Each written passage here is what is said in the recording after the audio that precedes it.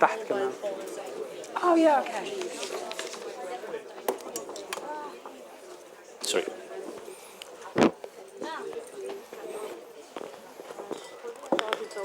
خبيها فين؟ Yeah.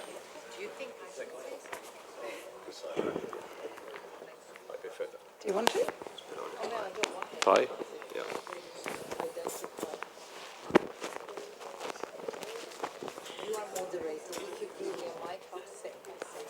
At the beginning?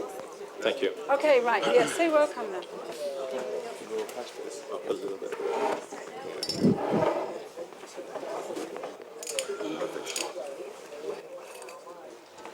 Good evening, everyone. My name is Milica Pešić. I'm Executive Director of Media Diversity Institute, which is hosting this event. And I just want to express my thanks to you for coming to this event and to our guests for coming all the way from Egypt. Unfortunately, we all know the situation is getting every minute worse, but there are people from Egypt who can talk about it, and there will be, as you know, the format of Frontline Club. Naomi Sakr, professor, will be moderating this debate, and she will introduce the guests. Just 2 words about Media Diversity Institute. We are a London-based charity organization. We are specialized in these 2 words, media and diversity. So for us, being inclusive is a very important principle in journalism, and we were talking about media in Egypt and how inclusive they have been over the last several years, and particularly over the last several days. The topic is, as you know, post-30th of June media in Egypt, but we can now talk about post-14th of August media in Egypt. So welcome, and I hope that this will be an interesting and memorable evening for all of us. Thank you.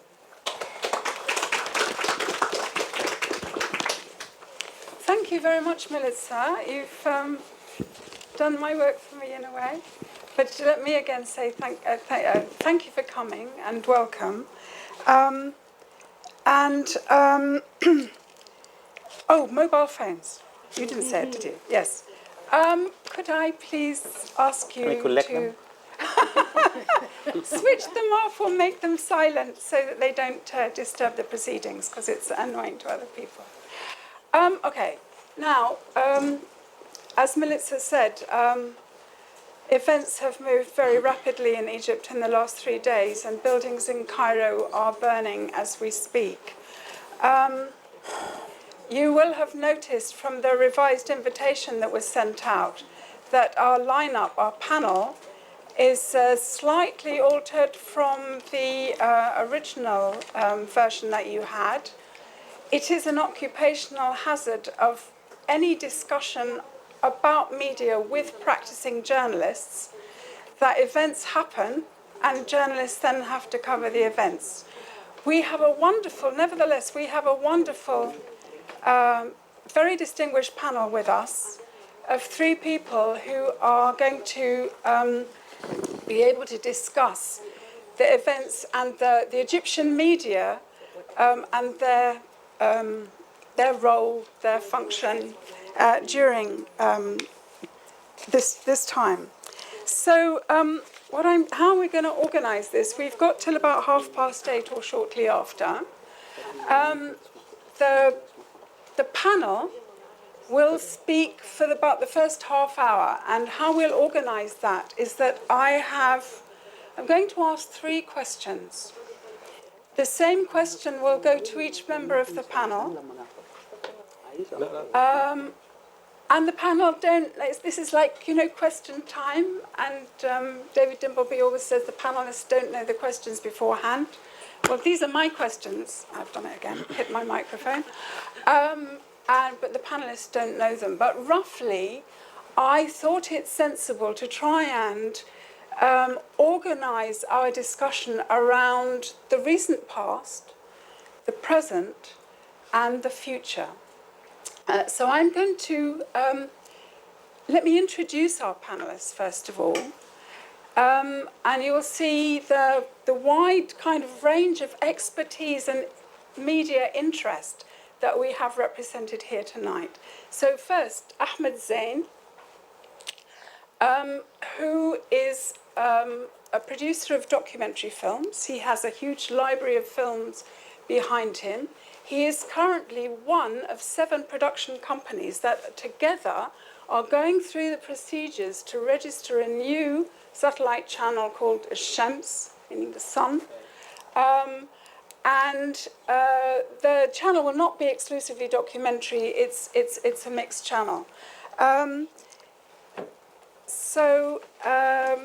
This form of ownership, the sort of shared ownership by the 7 production companies is an interesting thing in its own right. Then we have our esteemed interpreter, who I won't introduce except that she is extremely good at her job. And then Ustaz Ayman Sayyad, who is editor-in-chief of Weghat Nazar magazine, which is a respected journal to the extent that UNDP asked them to host some debates about the rather contentious Arab Human Development Report. Ustaz Ayman has a long career. He was Cairo bureau chief of the Saudi-owned Al-Magalla in the 1990s.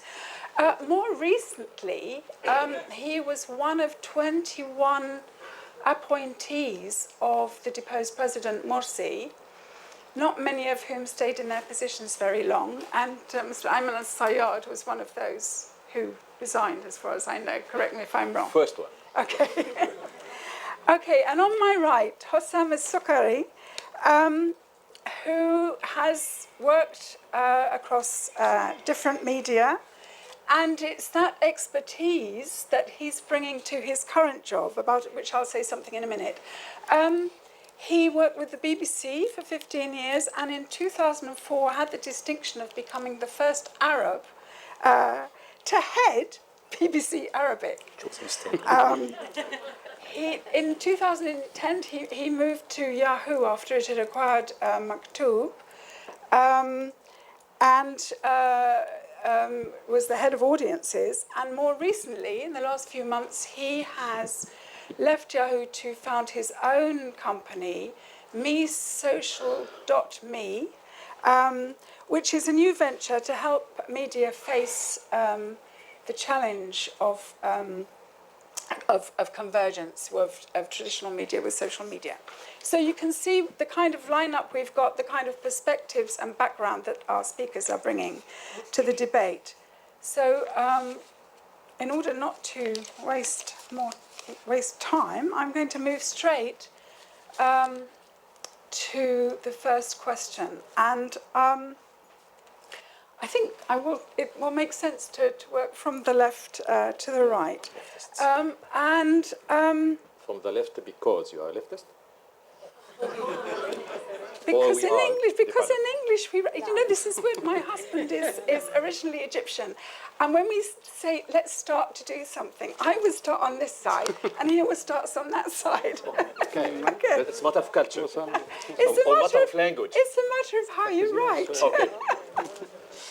Okay, so I'm going to start with Ahmed, but we'll take turns. And this question may seem, misplaced perhaps in view of the dire situation currently. But I want to cast our mind back to 25th of January and the 11th of February ouster of President Mubarak. And I want to ask, what, in your view, was the most positive change in the Egyptian media that was brought about by the fall of a dictator? Is that change still, is it still there today, or is it being lost again? And if it's being lost, why are we losing it? How many minutes I have? Well, each round of questions, maybe 10 minutes total, so 2 or 3 is fine. Excuse me, I'll speak in Arabic. It's for everybody. And my colleague Afaf will translate. الحقيقة بعد 25 يناير أكيد حصل تغيرات كبيرة جدا في الإعلام المصري وبعتقد ان ده طبيعي لارتباط الاعلام الكامل باي تغيرات سياسيه او اجتماعيه او ثقافيه كبرى. Certainly, after the 25th of January's revolution, many changes took place in the Egyptian media. And this is quite natural because after any change or any revolutions, cultural, political, and media changes take place as well. التغيرات دي طالت الاعلام كما طالت كل شيء في مصر تقريبا، اجتماعيا وثقافيا وسياسيا. اكثر هذه التغيرات من وجهة نظري انه اصبح لدى الناس رغبة وقدرة وحلم انهم يفعلوا ما يريدون. The changes touched upon a number of aspects, the media, the culture, the social aspect, and when we come to talk about the most important changes in the media, we find that people at that time started to have a desire, the ability, and a dream to do whatever they want. باختصار نقدر نقول انها فتحت باب الحلم امام الملايين. كانت كل تجمعاتنا العائليه وزماله العمل والزملاء الصحفيين كل واحد بيتكلم عن مبادره، كل واحد بيتكلم عن عمل اهلي عايز ينجزه. الصحفيين كانوا بيتكلموا عن تنظيم المهنه بانفسهم عبر وثائق متعدده واعمال متعدده. مجموعات كبيره جدا بتحاول تنشئ احزاب شبابيه تعبر عن الثوره. So the door of dreaming became wide open, and for example, all family gatherings in the Egyptian community, all friends and colleagues in the workplace started to talk about ambitious initiatives to do civil work to improve the situation. Journalists started to talk about how to regulate the profession through very well-developed documents, and lots of efforts were exerted. حسينا ان بعد ما كان في انسداد تام بدات الامور تنفتح امام الناس لعمل ما يريدون وما يحلمون به وما يريدونه من تغيير في مصر. حتى ده كان بشكل يعني نقدر نسميه بين قوسين متجاوز للحدود، يعني كل واحد بيفكر في كل شيء تقريبا في البلد وحاسس انه يقدر يغير، يقدر يروح لاي محافظ، يقدر يروح لاي وزير، يقدر يضغط على رئيس الحكومه. So after a period of disappointment, we can say that people started to have high hopes and high expectations to the extent that we can consider them in a little bit or in a way or the other over or excessive, more than necessary. Because everybody got the impression that now they can go and meet the governor, the minister, or do whatever they want. ده انعكس على الاعلام في مجموعه مبادرات في قنوات عديده اتفتحت. الامور القانونيه والاجرائيه لاصدار القنوات والصحف اصبحت اكثر يسرا وسهوله. الشباب كمان الصغير حس ان هو يقدر يعمل النتورك الخاص بتاعهم للاخبار والاعلام والميديا.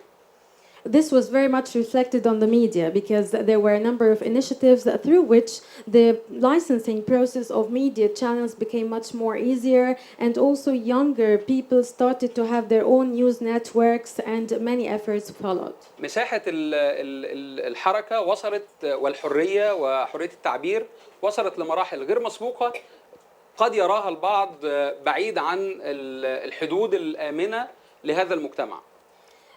The freedom of expression or the level of freedom of expression reached unprecedented levels to the extent that it was viewed by some as that's very far away from safe levels. لكن بلا شك بتظل بعد كل التغيرات ديت الأسماك الصغيرة تضل طريقها، والأسماك الكبيرة هي التي تستطيع السباحة والوصول إلى الهدف. وأقصد بذلك رؤوس الأموال الضخمة، رجال الأعمال، الجهات المنظمة، هي التي استطاعت الصمود واستطاعت الدفع والإنفاق بسخاء على مشروعاتها الإعلامية.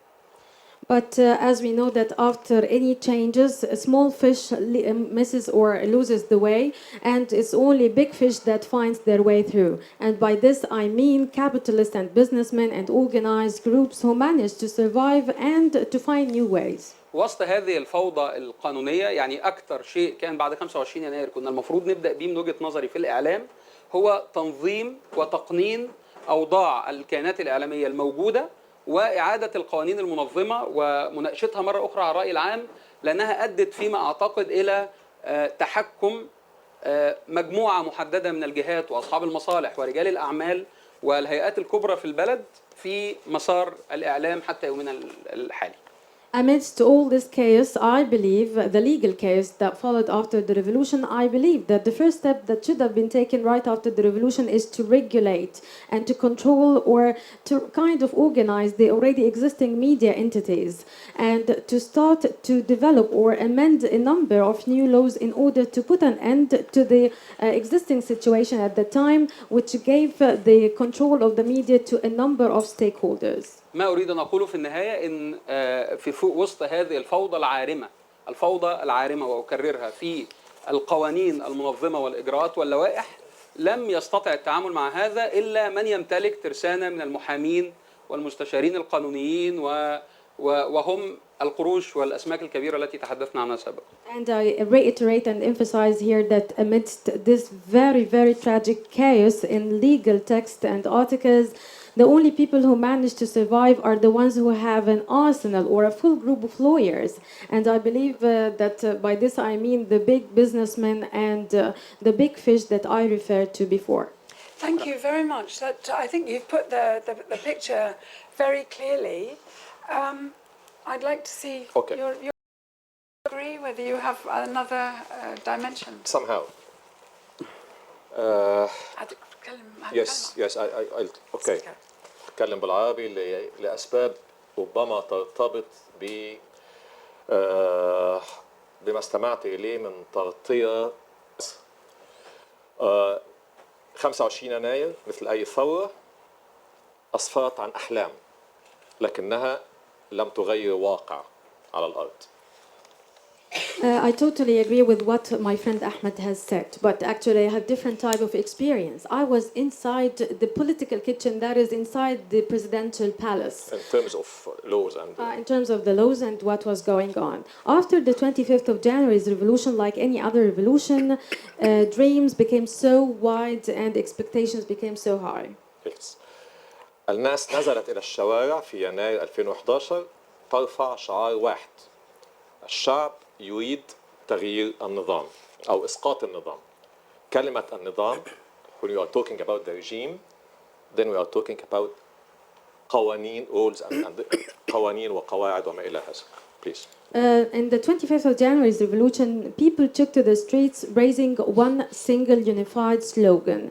People want to topple the regime. And by the word regime here, of course, it means a set of rules and principles and values. القوانين الحاكمة للإعلام, عودة إلى السؤال, القوانين الحاكمة للإعلام في مصر لم تختلف, لم تتغير أيام مبارك عن أيام في المرحلة الانتقالية الأولى عن المرحلة التي قيل فيها أن حكما مدنيا يحكم في مصر مرحلة الإخوان المسلمين. This ideology-based regime, media system accordingly follows the same ideology.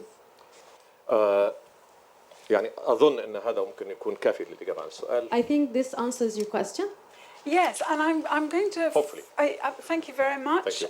And in asking the same question to Hosam, I want to raise this idea of whether, which has come out of the two previous answers, whether the high expectations, you know, you've both referred to sort of the dreams and the high hopes of people after the fall of dictatorship, whether those high expectations were actually positive, given that actually in terms of structures and laws and the legal underpinning, nothing actually did change. Maybe the high hopes, so unrealistic, were actually not a positive thing in the end.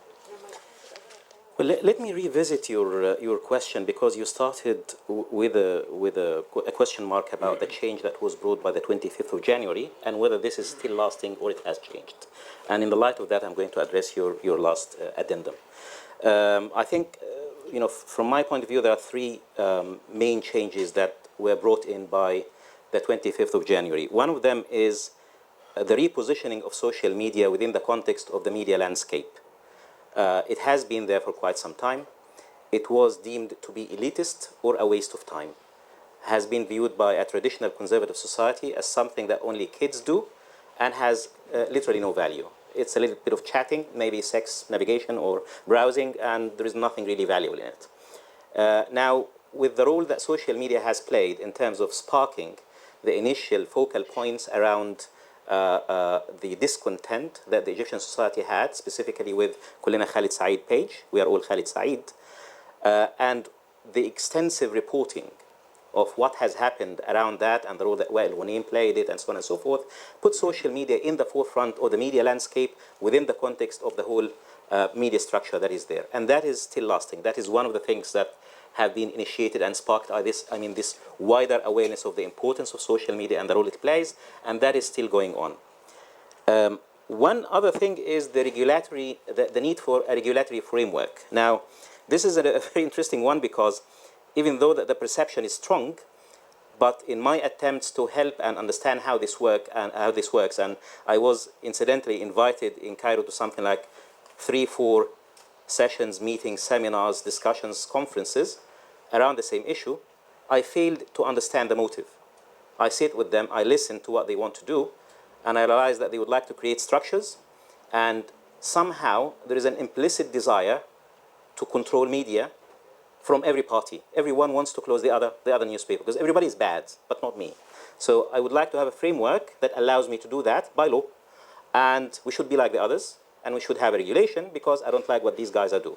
And that was done by, that was some kind of a sentiment I felt amongst the liberals who would like to close the religious channels, and definitely by the religious channels as well as the Muslim Brotherhood, who were really, really, really strong on this one because they want to put an end to this sort of chaos that we are seeing now. I would like to have a neat, disciplined, nice media that tells people nice news and things like that.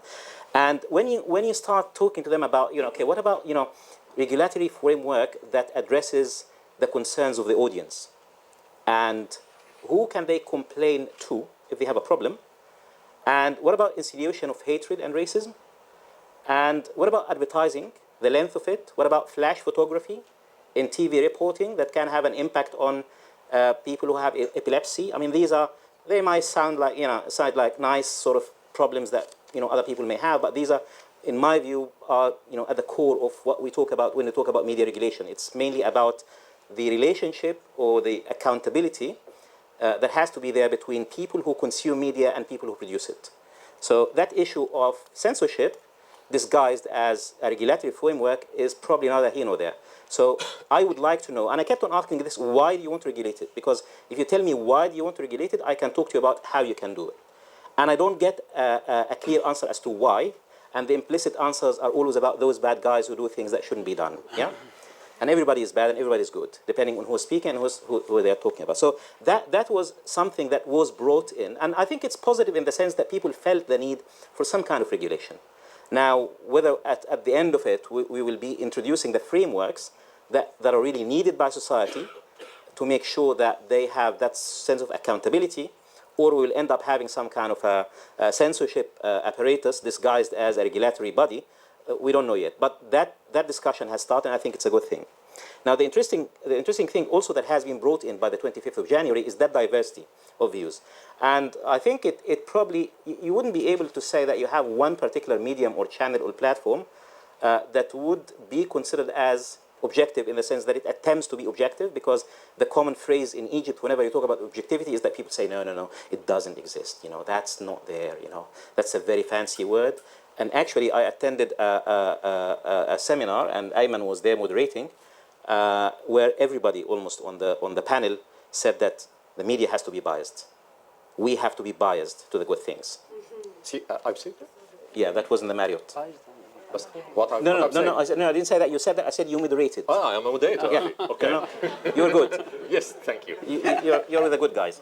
Thank you. So, and even I think I do remember that the third, because actually Ayman made the mistake of asking me to speak in the beginning. I was in the audience, and he said to me, "What's your reflection about it?" And I still remember it because it was really remarkable. I listened to the three panelists then, and then the last one even made it worse by saying, the problem with bias when it's practiced by the media is that sometimes not professional. I was sitting there. I said, guys, it's heresy. What you are saying is something I have never heard before, and I don't think it's possible to have that kind of discourse in any other sort of context or society without people throwing stones at you. But it was said in a very sort of respectable way, and people sort of swallowed it and probably assumed that this is probably a right thing to do. So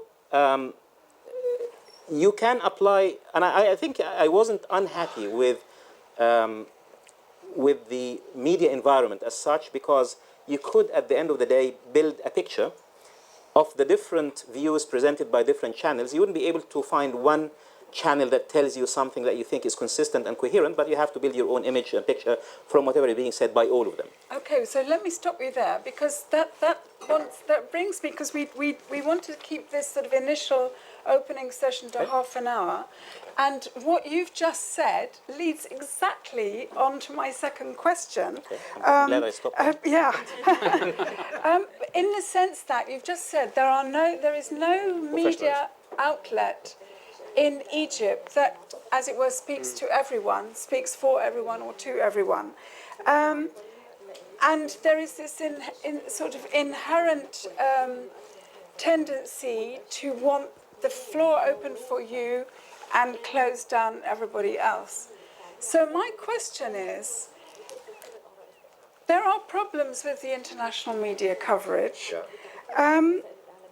If you are advising a journalist from outside Egypt to follow or to find the facts from Egyptian media and set aside the language issue, just assume that, you know, that it's in Arabic and they can get it translated, how many different outlets would they need to refer to get the full facts?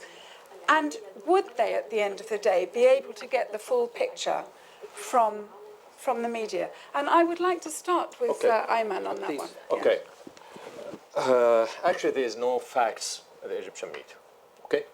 But the proper question is, why?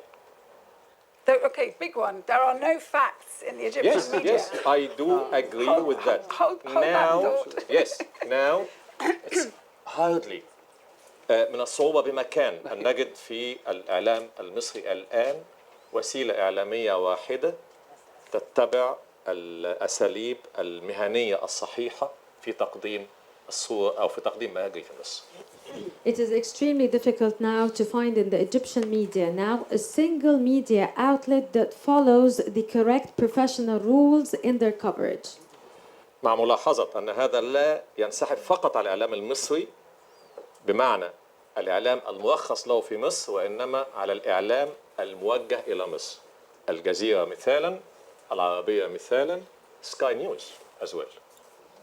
Take into consideration that this doesn't apply only to the Egyptian media, that is the licensed Egyptian media inside Egypt, but also the media outlets that target Egypt and the Middle East like Al Jazeera, Al Arabiya and Sky News.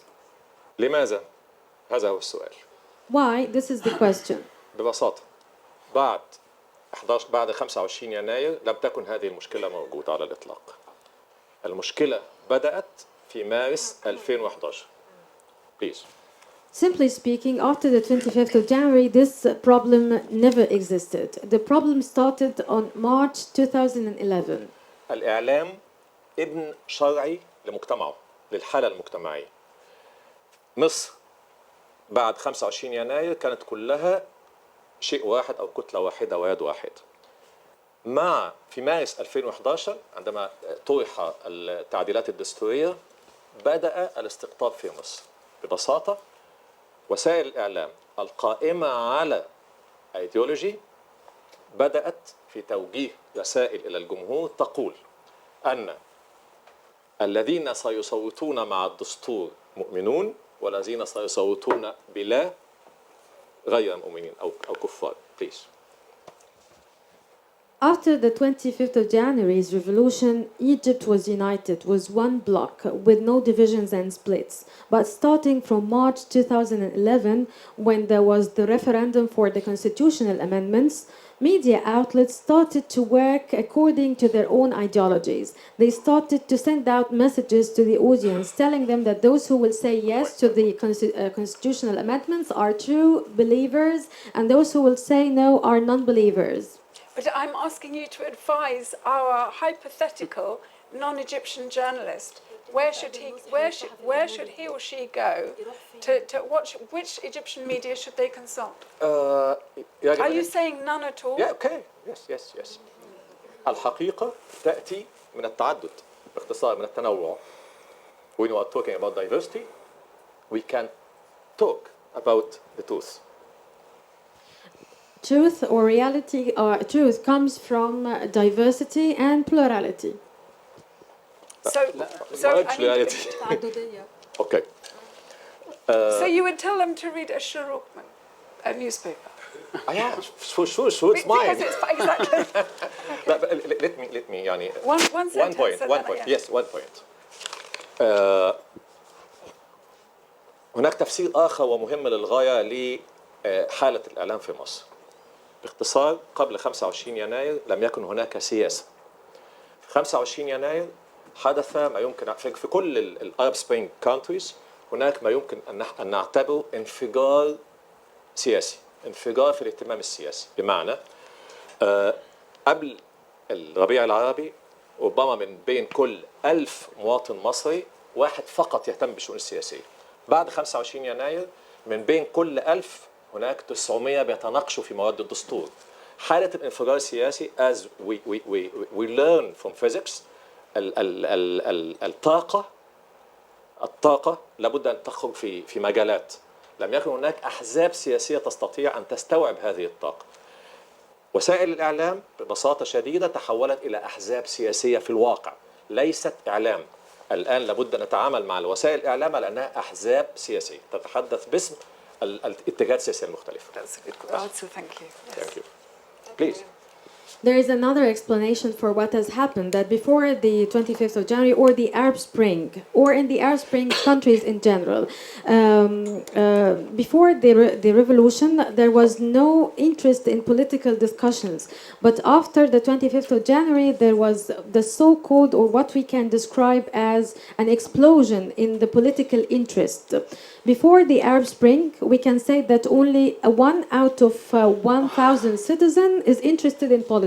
But after the Arab Spring, out of 1,000 persons, 900 are interested in politics. And according to physics, we know that energy must go out in different fields. And actually, there were no fields to absorb all this huge energy coming out of people. So there were no political parties to absorb them, and accordingly, media outlets turned into political parties, representing the different opinions of the political parties to whom they are affiliated. Thank you. Thank you. I'm going to turn to Hosam because basically Ayman has given our hypothetical international journalist a completely impossible task, asking him or her to read the entire gamut of Egyptian media. What would you advise? Two things. I think the editorials in two specific newspapers are actually wide-ranging, and they can give you a very good overview. If you look at Al-Shuruq and Al-Masri Al-Yawm, you have quite a good range of views, including the extreme right represented by Ahmed Mansour, and the sort of rest of the diverse range of views across the Egyptian society in general. Don't take it volumetric. It's not about how many people say the same thing, but at least you will be able to get a taste of how different sectors of society are reflecting on the current crisis. The second is, again, a reminder of the role that social media is playing, because it's not censored and it doesn't suffer from the kind of curtailing that is happening now on the media and the kind of media manipulation that started happening after the 3rd of July. It gives a much better overview of mainly the responses and the feelings and the sentiment and the reflections and reactions of people to what is happening now in Egypt. So it's interesting that it may be possible to pick up views and opinions, but in terms of getting the complete picture in terms of data, maybe harder. It's harder, but social media again give you a flavor of that if you know who to follow. If you know who to follow, yes. أنا يعني بأرجع دوت الحقيقة لنقطتين. النقطة الأولانية أو مجموعة من النقاط بعد ذلك. النقطة الأولانية أو الجزئية الأولانية اللي عايز أتكلم فيها إنه بشكل عام أصبح وعي المواطن المصري بعد ثورة 25 يناير كبير، أصبح متابعته لوسائل الإعلام كبير، أصبح متابعته للسوشيال ميديا كبيرة، فبقى عنده آراء في كل حاجة. Well, I can attribute what you've been saying to a number of reasons. Number one, after the 25th of January, in general, Egyptian citizens or Egyptians became so much aware of everything, and their awareness developed so much, and each one of them develops his own opinion or point of view and closely follows social media. الحقيقة كتير من الإعلاميين المصريين والصحفيين ومقدمي البرامج لا يفرقون بين كونه إعلاميا وكونه مواطن مصري يحق له قول رأيه في كل شيء، ولكن ليس في الوسيلة الإعلامية التي يعمل فيها. Actually, many Egyptian media people or people who work in program presenting in Egypt, presenters and anchors, do not differentiate between them being an Egyptian citizen and their profession and the role that they should not express their own personal opinions. من الطريف إن إحنا لو شفنا مقدم برامج مصري بيتكلم قد إيه في الحلقة وعملنا إحصاء، هنلاقي ريكورد بالنسبة لأي مقدم برامج في أي تلفزيون عالمي. If we make a statistic regarding how long or the length or the duration in different Egyptian programs and how long a presenter will talk, he will make a record compared to other presenters in different countries. آخر حاجة إن الجمهور في مصر عنده ذائقة تختلف عن الجمهور برا مصر، ويمجد عبر سنوات طويلة المذيع المثقف صاحب الرأي الذي له اتجاه. In addition to this, Egyptian audience has a unique characteristic other than other audiences in the world, that they fully respect and appreciate a presenter who would have and will show clearly his own personal point of view and shows his biases. آخر حاجة مذيعين النشرات في مصر على عكس العالم، يعني يتصدر كتير من مذيعين النشرات في العالم كنجوم وكستارز. في مصر المذيع المعروف هو المذيع الذي يتكلم كثيرا ويتكلم مع الضيف ويدلي برأيه في كل صغيرة وكبيرة، وأحيانا يعني يدخل في جدال عنيف جدا مع الضيف، وعندنا تعبير في مصر يعني نقول ده زنق الضيف، ده غلس عليه، ده طلعه مش عارف عامل ازاي، كأنه طرف في المعركة الدائرة على الشاشة. حسام مختلف معايا. We know that all over the world, news presenters are the top stars of the media, but in Egypt we have a different situation. For us in Egypt, the stars of the media are the talk show presenters who will just enter into argument with their guests, or as they call it, will cornerize their guests and embarrass them. This is what people in Egypt really believe is the good presenter. We can have the comment afterwards. Forgive us because things take a little bit longer, obviously, when translation is involved. But we've got the impression now from what's been said so far that the various Egyptian media outlets are good at presenting opinions, maybe not so good at listening to the opinions of others. Under Mubarak, the whole kind of Islamist current voices were silenced. Now we are told since 3rd of July that Sisi, Adli Mansour, Biblawi and so on, they've been trying for weeks to dialogue with the Muslim Brothers and the Islamists, and it seems today, after what's happened since Wednesday, it seems that far from dialogue having a future, that the chasm is absolutely looks unbridgeable at the moment. So my question is very kind of simple and quick. Is there any prospect of the Egyptian media in its current form facilitating or promoting a dialogue that can bridge that chasm between the various sides? Okay. And where should I start with? Hosam? Okay, just a quick comment because you said that I don't agree. I actually agree on your description by and large. The only point where I disagreed is when you said that this is what the Egyptians like, or that's how their taste is. And I actually I can give you my excuse because they actually haven't had it better. They haven't seen better examples, and sometimes when they had better examples of presentation and moderation styles, they liked it and they accept. The problem is that you don't have an opportunity to present them with something different. Okay. And most of the characters that they like because of their performance abilities, not necessarily because of the content that they can convey. So that's one. Now, on your question about the prospects of the Egyptian media being able to provide that kind of platform to mediate, I think it's doable if there is a will. And I don't believe that the will today as today exists. I don't know if it will happen tomorrow, because one of the biggest failures of the current government is that it lost quite a lot of the impetus that was there from the 30th of June to the 3rd of July. I am a believer that the 30th of June was a day that reflected the will of most Egyptians and their response and views of how Egypt was run for one full year. I don't have any doubt about that. I don't have any doubt, whether I like it or not, that most Egyptians supported the military, call it coup, call it whatever, cheese, call it anything, but they supported it. And I think the way the media campaign has been managed afterwards leaves a lot to be desired. And it's quite damaging to their own cause, actually. And if it continues like that, it will lead to catastrophes internally and externally.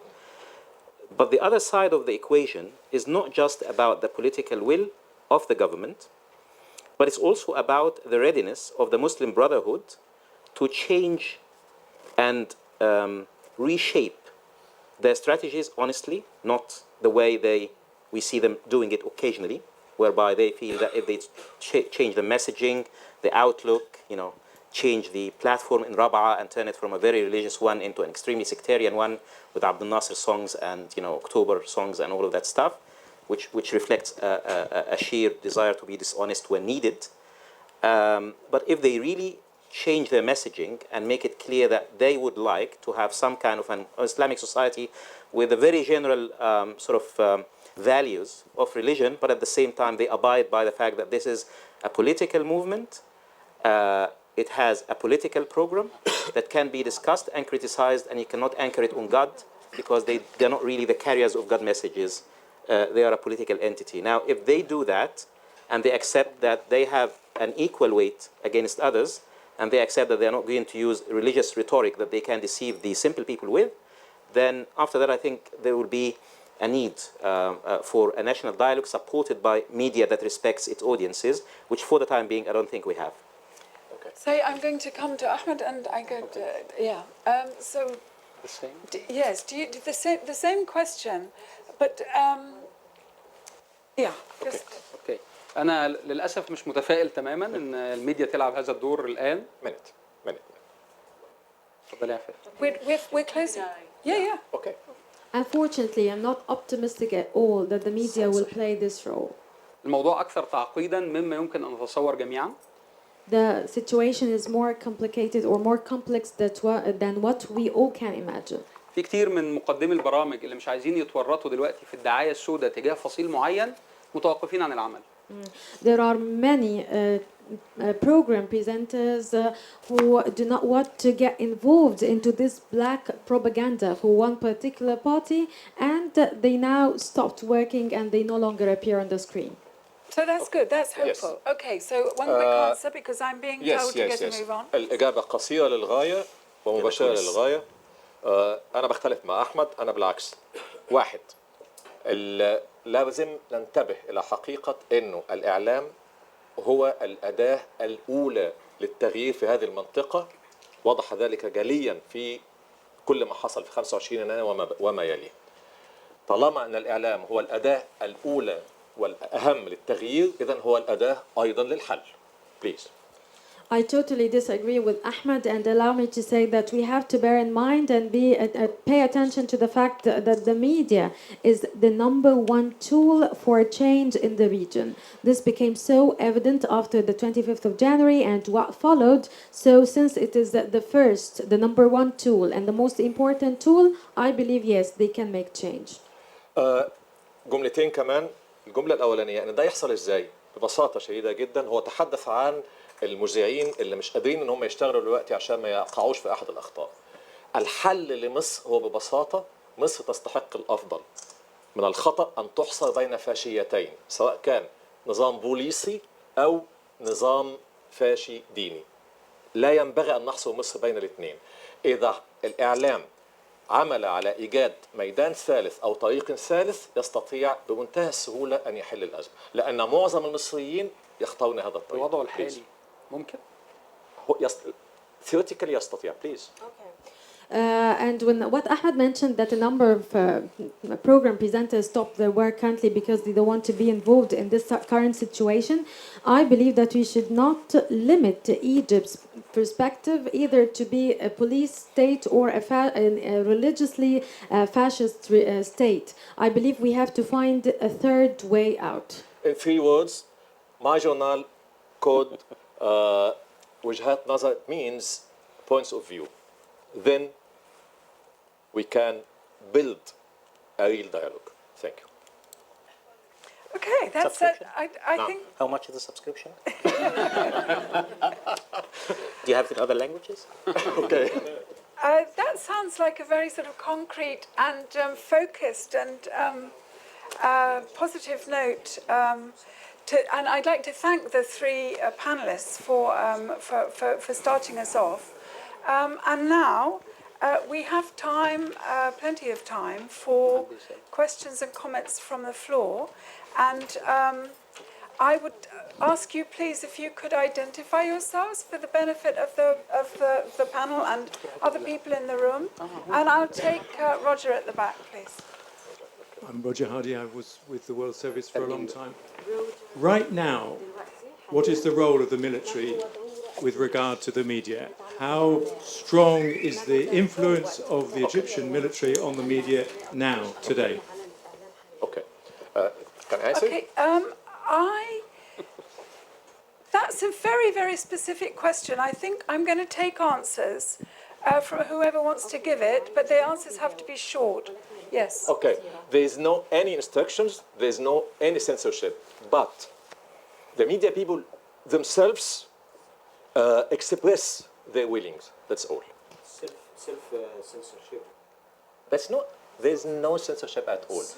Yes, but you can say that. But Okay, sorry, I think there may be some disagreement among other members of the panel.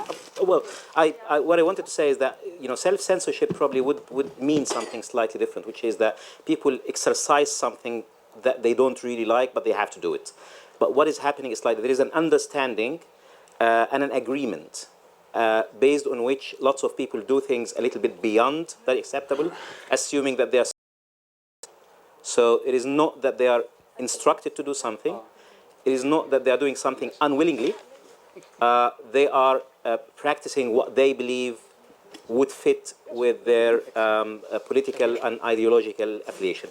Okay, now I want to turn to Ahmed, and I would say that his experience of trying to register a new channel and the obstacles that he faces to do that, and the obstacles faced by other people who have new projects, does amount to amounts to a form of censorship. Okay. So to say that there is no censorship seems to be slightly extreme. And maybe Ahmed would like to. أنا طبعا مختلف مع وجهة النظر ديت لأنه في قنوات ممنوعة هي اللي بتسمى القنوات الدينية أو القنوات اللي بتصب في مصلحة الإخوان. في تشويش على قنوات كتيرة جدا زي قناة الجزيرة وغيرها من القنوات واليرموك ومجموعة قنوات من اللي عملها الإخوان المسلمين. دي رقم 1. بعد إذنك يا فندم. I disagree with what has been said because now we have a number of banned satellite channels. The so-called religious channels are no longer on the satellite, and also the broadcast of a number of channels like Al Jazeera gets interrupted every now and then. وفي منع لكتير من الضيوف في الحضور على قنوات التلفزيون الرسمي والإذاعات المملوكة للتلفزيون الرسمي، وفي رقابة على التلفزيون. هذه الرقابة ممكن لا تتم بالعصا الغليظة، لكن تليفون من أحد الناس المهمين يقدر يعمل تدخل ورقابة حقيقية. هذا بيحصل. That's the answer to your question, Roger. So In addition to that, but I'm against it. I'll take this dear from the front, please. We need, sorry, Lydia, I'm going to make you rush back and forth with the mic. Thank you very much. Hosni, ma'am. I just want to add 2 bullet points here to the discussion and invite the panel to give their response. The first point regarding what Ahmed just raised now about the current situation of banning certain religious broadcasting stations. Actually, it's not something unique to Egypt to do that. Even in a country like here, the United Kingdom, they have, according to the rules of Ofcom, if a station is designed to broadcast material that is in the end of the day racist or discriminatory or sectarian, they are not allowed, and they wouldn't have the chance to come on the air. But as I understood it, the point being made was that there are double standards, that some channels are closed for that reason, Yes, and I'm others just are allowed saying to, yeah. the fact, one point of fact. The second point is about the Egyptian media after the 25th of January or the 30th of June, whatever calendars you try to stick to. We have to look at the experience of the Eastern Europe media.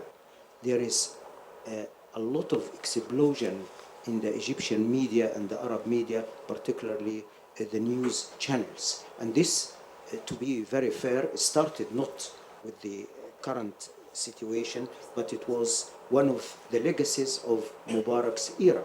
So it began there. So the main problems that we need to rehabilitate, we need to educate our Egyptian journalism, and I'm not saying this out of superiority, is the fact that we have to stick to the news is one thing, the opinion is another thing. Thank you very much.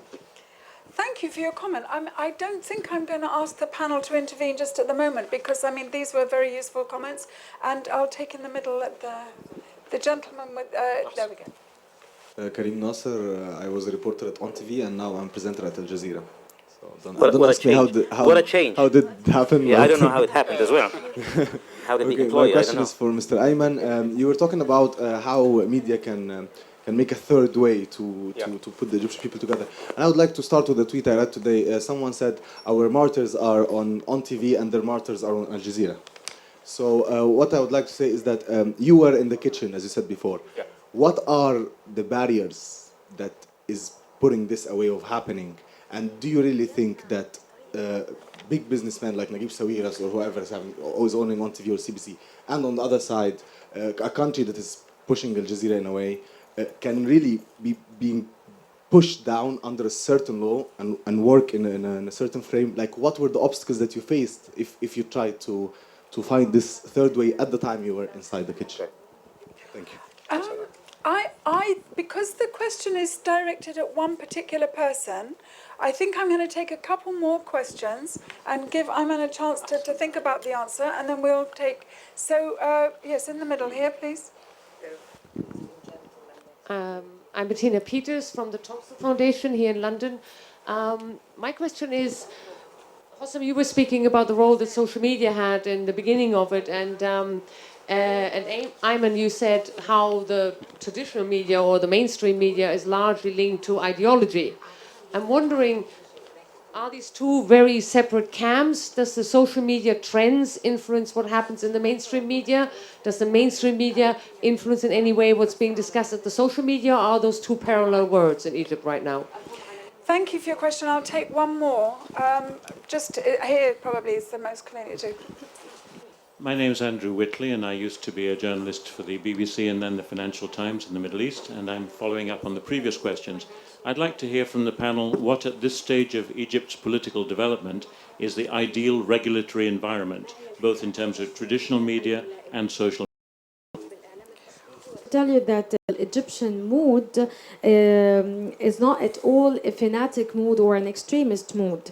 once they find a different media presenting to them what they yearn for, and by the way, Egyptians have been yearning for getting back to 11th of February, this miraculous moment when all Egyptians were united. Once they find such content, certainly they will really support it. Thank you. Hosam, would you like to deal with the question about social media and influence, but maybe also if you have something to say about the regulatory environment? Okay, on that first one, it's a very interesting. I believe, social media is very difficult to regulate, and I wouldn't agree on regulating it unless we are talking about social media as an extended arm of what we call traditional media. So a blog or a Facebook page or a Twitter feed of a particular traditional channel has to be regulated in exactly the same way as the channel itself. Now, very briefly, I do believe that there are three types of regulatory frameworks that should be there. One that would regulate... Dr. Hosam Abdallah, a doctor and a political activist. And if you hold the mic down a bit, because we can't hear so well. The question really that I'm putting is the extent with which Western media as well adopt a biased narrative. And that not necessarily, it could be directed, and it could be just simply the narrative comes from, there is a coup, and the coup is a bad thing, and therefore whatever it is doing is consistently worse and worse and worse. Obviously, nobody will condone killing a lot of people and so on. But the real question of why is it happening? There is a hell of a lot of Egyptians who are actually revolting against the elected president. I don't see it, even in Western media, coming and discussed in a clear narrative, which then makes everybody who watch Western media from our end of the world, and certainly from Egypt, feel it is totally biased, and therefore it's not followed. It is, in my view, not necessarily a state-directed media, but the narrative in the brains and everything and so on is very simple. Those are the goodies because they have been elected. Even they are functioning ultimately to create a society not far from Germany at some state. And that question of all these masses, I don't see it in any part of the Western media as much I'm against the killing, etc. Thank you. Okay, so with this, the discussion here is primarily about Egyptian media, and I'm not sure that our panelists necessarily feel equipped and qualified to comment on Western media coverage of Egypt. No, I feel equipped and qualified. I know they may want to. I'm equipped. Sorry, I have a mic. and you have BBC experience as well. I need to criticize the Egyptian media only, not the foreign media. Okay. I think it's a good opportunity. A lot of criticism to the foreign media. Yes. Okay, if you don't mind, I just would like to have the word for a minute. Okay. Excuse me. I'm just debating with myself and the floor as to how we handle a comment that has just been made, because my brief was to have a discussion about Egyptian media, and we have been presented with a very deep question about bias in the Western media, and of course I defer to the 15 years and however many years you've spent with BBC and Yahoo and so on, and I completely accept that. I will take a quick round of comments from each panelist on this point, and then I come to you, sir. And I start with Ahmed. I have no answer about it. Okay, thank you. I was right about one thing. I think it's a matter of culture. المسألة مسألة ثقافة ببساطة شديدة جدا. أنا يعني أستطيع أن أعذر زملاء المهنة من الصحفيين الغربيين، لأن الإخوان بيستخدموا ترمينولوجي شديدة الحساسية. تكلموا عن انقلاب، رئيس منتخب، ميليتري، سلطة عسكرية. كل هذه المسائل لها في الذاكرة الأوروبية، الذاكرة الغربية لها معاني تختلف تماما. الجيش عند الغرب أو الحكم العسكري عند الغرب يدفعوا مباشرة لما يتذكروا ذكريات معينة. الأمر مختلف تماما يعني لدينا. الجيش في مصر ليس الجيش في سوريا مثلا. للأسف لا يوجد فهم كامل عند زملائي اللي أنا أعذرهم في الثقافة الغربية. That's a very strong answer. Let's have the translation. Okay. It's a matter of culture, and I can't find many excuses for my colleagues coming from Western media or Western journalists, because the Muslim brothers, when they appear in the Western media, they use extremely sensitive terminologies like coup d'etat, military rule, or an elected president, and all these terminologies brings to the mind of the Europeans certain meanings and connotations that are extremely different than our meaning or our own context or interpretation. For example, military rule in the minds of the European will bring back to memory certain image. For example, our Egyptian army is not the Syrian army. So he believes foreign journalists have all the excuse. Hosam, do you want to have... Actually, I'll tell you a secret. When I was coming today, I thought we are going to talk about guarding conservatories, and I prepared myself to talk about this. And then I discovered that we're talking about the media. So allow me to talk a little bit about guarding conservatories, because we had a house where we had a big garden, and the house had different stories and lots of people lived in it. And they wanted to have a conservatory. So they did a tender, and actually somebody who lives in the same house was contracted to build that conservatory. And he had a contract for 4 months. Now, 1 month down the line, people noticed that what is being built is actually a mosque. Now, they wanted to have a conservatory, but they realized that what is being shaped up is a mosque. So they called the guy in, and they said, you know, this doesn't look like a conservatory. And he said, well, I'm sorry, we have a contract. You know, it's 4 months, you have to wait. The problem is he lives in the house, and his family lives with him. And they started saying, well, actually, we like it, you know. We agreed together that we're going to have a conservatory, but that looks nice. Why don't we have it? So the people are really upset about it. So they started, you know, making a lot of fuss about it. We have to kick this guy out. We're not going to allow him to build this conservatory. Now, the problem is, the guys on the first floor, known to be thugs in the area, but they were taking care of the whole building in terms of security and so on and so forth. And they never liked that family who was member of, you know, actually started building that conservatory and turned it over. So they said, okay, can we take him out for you? And people said, well, actually, we have no other choice. You know, we had a contract, but he's not abiding by the terms of the contract. He's building something completely different. So they went there and they kicked him out. So everybody cheered because they liked the fact that this guy's out, regardless of the fact that they had a contract with him, but he didn't follow the contract. Now it turned bloody because those guys who actually liked the mosque, they started attacking the guys who were attacking them. And all of a sudden you find yourself in the middle of bloodshed. Now, the problem is, when you see this story and this narrative being told here, you find only one part of the story. You know, there is a contract. You know, this guy had a contract and they don't want him to fulfill the contract. But actually he was building a mosque. You know, we should wait. You know, you have 4 months. In the contract says 4 months. Yeah? And so,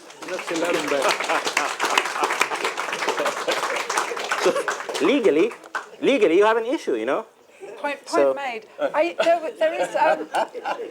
There is a wonderful a Dutch journalist who worked in Cairo, wrote a book about 5 or 6 years ago, in which he made points very similar to what Ayman has just said, that the terminology of parliament, president, elections, and so on, when they are applied in a certain context, have a very different meaning from the one that the Western readership of the Western media understands. So I apologize for my slightly crass wanting to skate over, but I think we've had some really excellent answers to a tough question. And now, yes, please. I would like to make a small comment. In Britain here, the British National Party and the National Front are ostracized from mainstream politics. In the United States, there has been, during the time of McCarthyism, the United States have seen that its interests are against communism, and it is not out of the memory of the world the sentence, have you or have you ever been a member of the Communist Party? The real battle in Egypt is not actually about the media. The real battle is about the place of the Muslim Brotherhood group in the Egyptian society and its role in the Middle East. The Muslim Brotherhood group did not have only a problem with Mubarak or Sayyad, whom they killed him, or Nazar, who they tried to assassinate him and destroy the bridges all over the Nile, but also many people forget that they had a major problem with the king during what was described as a liberal government running by the liberal rules. So the Muslim Brotherhood group did not have a brain transplant. In fact, they had an armed section. Political Islam is an ideology to create a terrorist party. And Egyptians today are afraid. They cannot say, I am secular. You cannot build. We are trying to find alternative words for the word secularism in Egypt.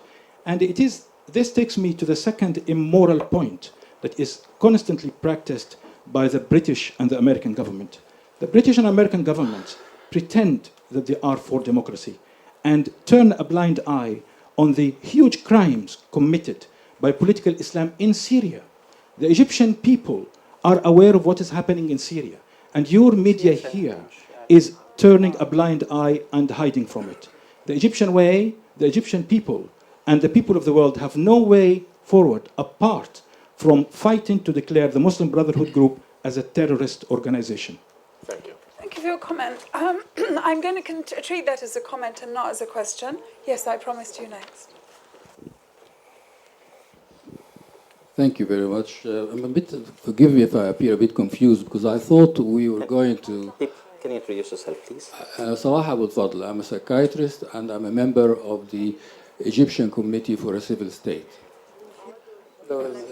Forgive me if I appear a bit confused, because I thought we were going to hear something about the unfolding crisis in Egypt. But as you have dealt with issues in media, and in response to the story about the conservatory, I give you a story from reality, not a farcical one. In 1992, the president of Peru, President Fujimori, made a change to the constitution, taking all powers to himself. And the United States, at the time, considered that a presidential coup. And they declared him outlawed. And actually, he is now in prison after a few years. President Morsi, the deposed President Morsi, did exactly the same thing in November of 2012. But nothing happened about that. He actually took all power to himself. He broke the law. He changed the constitution. He did a presidential coup, but that was applauded by the Western media and the Western government. When the Egyptian people, in their millions, came out to correct that, to change that, it's not a contract, Hosam. It's not a contract for 4 months like the conservatory. It was actually a change in contract. He changed the contract. He changed the terms. He started by that. Yet the media in the Western countries are supporting that and are against the Egyptian people who came out in their millions wanting to change that. And I don't agree with you, Mr. Sayyad, when you feel so magnanimously sympathetic to your Western media colleagues and you think they don't understand. I think you are being too generous unnecessarily. That brings me to the points that you raised, all of you, about the bias in the media. And you describe the media in Egypt as biased, while the media, Western media, are not biased or appear unbiased. And as Hosam objected, that for whoever has said that when the Western media practice bias, they do it professionally, and you found that very strange. I think actually it's true, because when you listen to the Western media, you know, if you listen to Jon Snow, you know where he's going. If you listen to David Dimbleby, you know where he's going, particularly if he's going to deal with issues relating to Egypt or the Middle East or Israel and so on. So the issue of bias in the media is a reality. It's not something that we should, it just happens in a subtle, professional, interesting way in the Western media, while in a place like Egypt, where emotions run high, is a bit more blunt and direct. It's probably an issue of culture rather than professionalism. And it's enough about all this. I'm sorry that I went on, but I think I would have loved the panel to say something about the unfolding crisis. What is the media going to do about it? What's going to happen? Okay, well, that was actually the third question that I did ask the panelists, was precisely whether the media can facilitate or promote a resolution of the recent events. And I would also point out that in terms of our discussion, I mean, the focus on the media, this is the Frontline Club. It is for and about journalists, and we are here for the Media Diversity Institute. We have an unfolding crisis. The panelists will maybe address that. We've got 5 minutes, and I'm going to take 2 last questions and then ask the panel to wrap up. Okay. Aidan. Oh, sorry. I beg your pardon. We go with where the mic is first and then come to you. Sorry, Grish Grigorian. I'm a student of politics. I just want to ask as an outsider. I am from Iran, where free press doesn't exist anyway. What I would like to say is that from where we sit, I don't think that free press can exist in Egypt as long as you have a powerful army which runs 40% of the economy. They've got their tentacles in all aspects of the Egyptian society. I don't know, they probably have it in the media as much as in anybody else, where they can change governments. Many of us still do not believe if it wasn't for the army, Mubarak would have gone. Maybe we would have been still in January 25th, still fighting to get Mubarak off. So therefore, it is very, very difficult to, I would just like to see where the panels see themselves in diversifying themselves towards dealing with the main issue, which is the power that exists within the Egyptian society, which is created by an army, which is financed by mainly American money. Sorry, where do they as individuals see themselves? Where do they see as journalists the future of Egyptian journalism? Okay, thank you. I'm going to take the second. Yes, it's for everybody. I take the second question. My name's Aidan White. I'm from the Ethical Journalism Network, and look, we heard a lot tonight about problems which are cultural. Well, I'm not sure the word cultural is appropriate here. I mean, I think the differences that there are between media in Egypt seeking to report what's going on in Egypt and media outside Egypt seeking to report what's going on is a matter of context about where the reporting is taking place. It's not a cultural difference, certainly not between journalists. But I want to get back to a very boring and sort of straightforward question. If, as it's been said here, is that the media are absolutely crucial in terms of the future and building success out of the revolution, the popular revolution that's taking place, then I would like to know how the members of this panel are going to deal with what I have seen in my work that I've been involved in Egypt in recent years, and as a major and fundamental problem in achieving that, which is the lack of solidarity that exists inside Egypt between the media, the differences that exist in terms of the attitude of the state media, the differences that exist between various groups in the media, the ideological way that the media very often performs and so on. How does one build a common movement inside the media which is committed to a set of values which will actually allow for some independence? So how does one create that? Because without that, media are not going to perform this sort of the desired and aspiration which you've all described.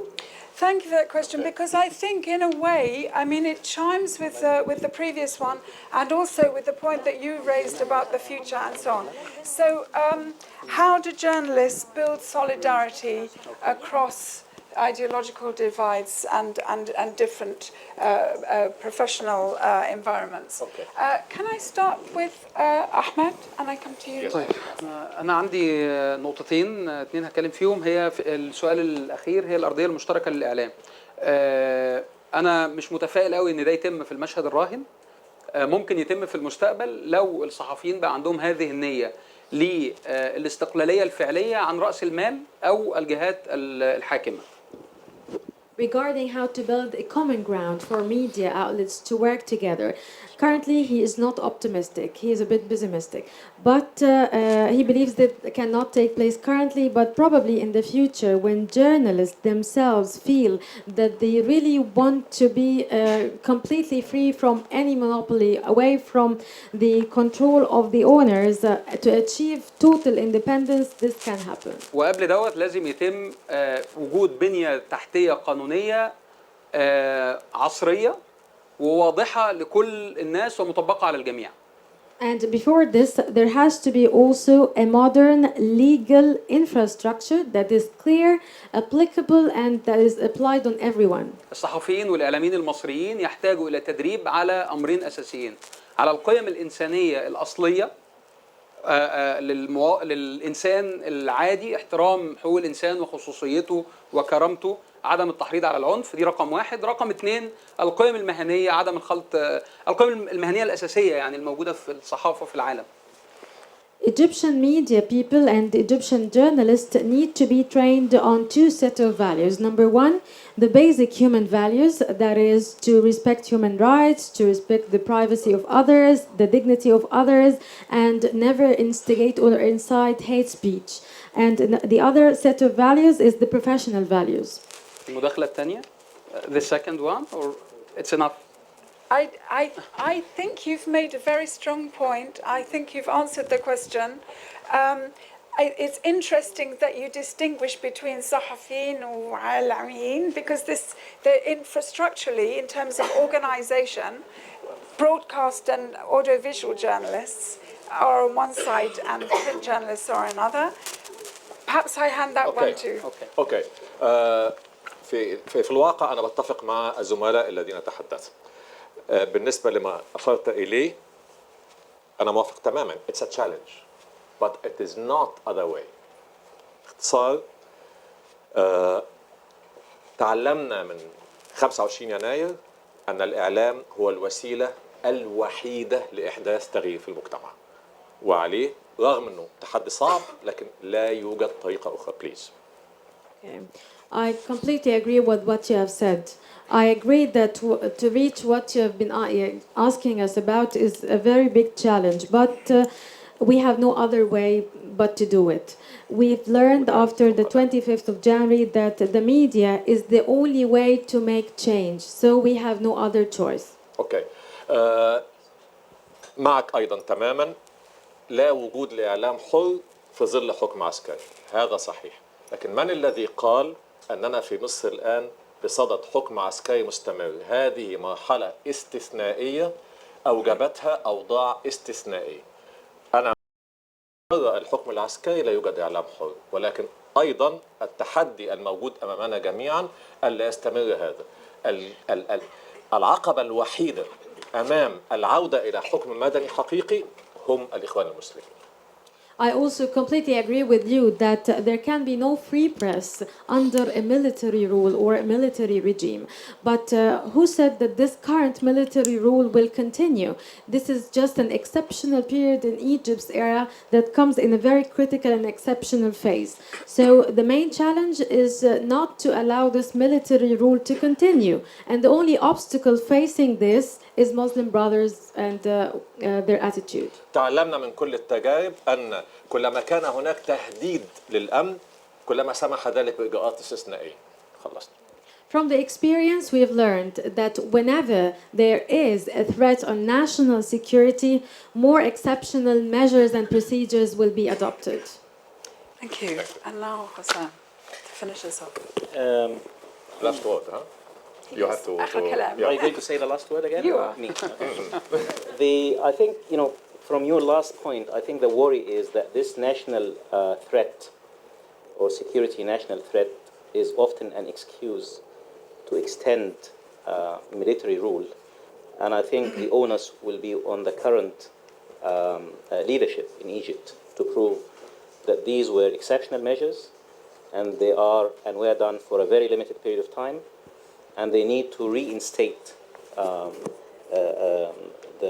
the rule of law in society and free the media in the way that we all would hope in the country. So just a brief one on this one. Now, on the professional consensus, I think it's no different from national consensus. This can only happen when you have a dialogue, and that dialogue will raise awareness of the key issues. This is a society, a professional society, as well as the Egyptian society at large, that was under the control of state media for something like 30, 40 years. Quite a good number of these professional ethical issues that we might be debating today and other meetings are alien to most people. They don't understand what is meant by that, And when they talk, as I said earlier, about regulatory framework, they direct it towards what they would like to see in relation to who should be permitted to talk and who shouldn't.